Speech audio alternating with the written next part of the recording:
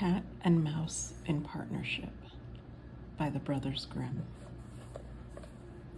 A certain cat had made the acquaintance of a mouse, and had said so much to her about the great love and friendship she felt for her, that at length the mouse agreed that they should live and keep house together.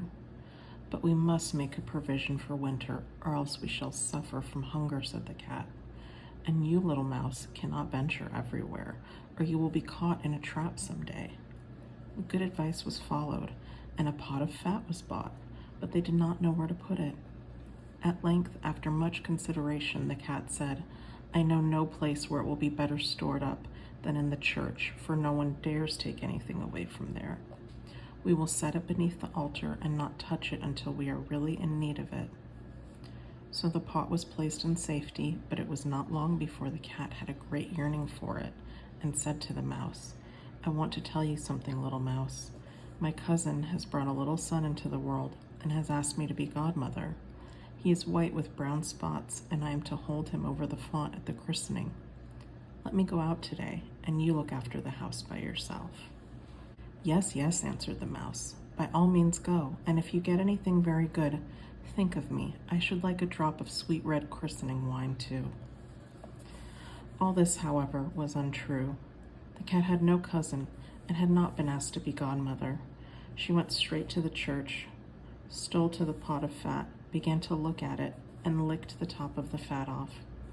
Then she took a walk upon the roofs of the town, looked out for opportunities, and then stretched herself in the sun, and licked her lips whenever she thought of the pot of fat, and not until it was evening did she return home. "Well, here you are again," said the mouse. "No doubt you have had a merry day." "All went off well," answered the cat. "What name did they give the child?" "Top Off," said the cat quite coolly.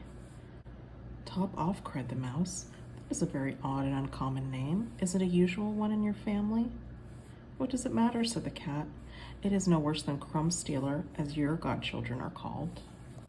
Before long, the cat was seized by another fit of longing.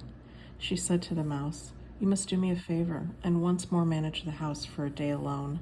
I am again asked to be godmother, and as the child has a white ring round its neck, I cannot refuse." The good mouse consented, but the cat crept behind the town walls to the church and devoured half the pot of fat.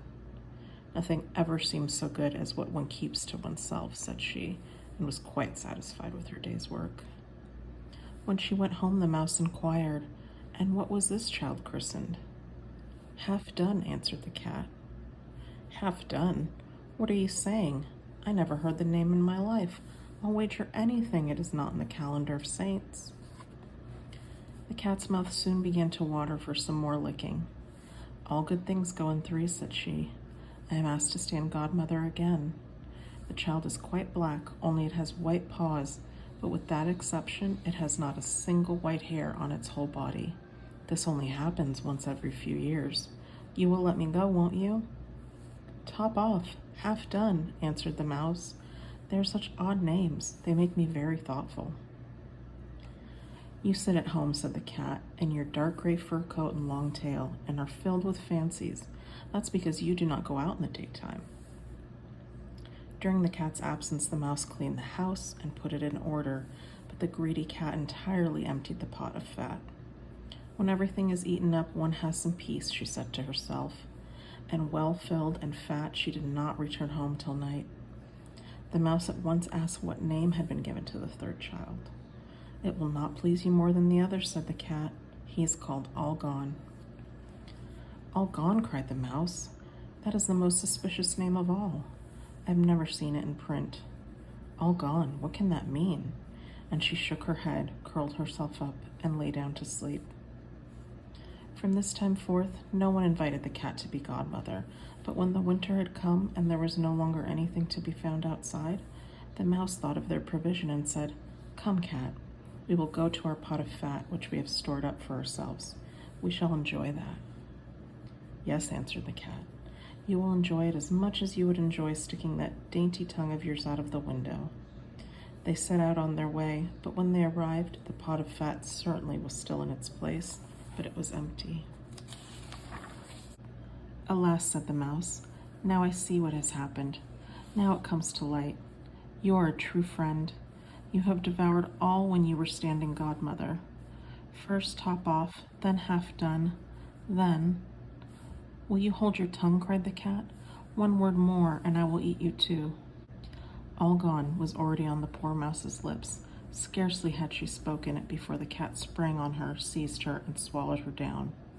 And that is the way of the world. The end.